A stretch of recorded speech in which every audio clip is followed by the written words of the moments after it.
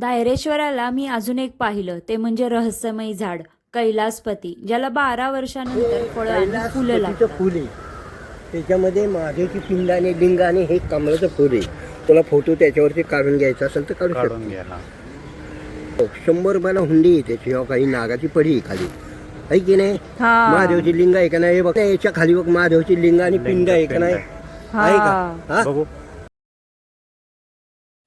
दूध देवाला ठेवू. निम्मा झाडापर्यंत निम्म्या जातं. झाडापर्यंत ही फळं तयार होतात. हा, म्हणजे फक्त त्या बुंड्यालाच तयार होतं, हो. पानांना नाही.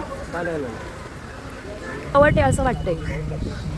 धायरेश्वर मंदिराच्या वरती एक स्वामींचा सुंदर मठ आहे. मठ बघायला विसरू नका आणि तिथले सुविचार सुद्धा वाचायला विसरू नका. यांचं इथे सभागृह सुद्धा आहे आणि त्याच्या समोरच स्वामींचं असं मंदिर आहे.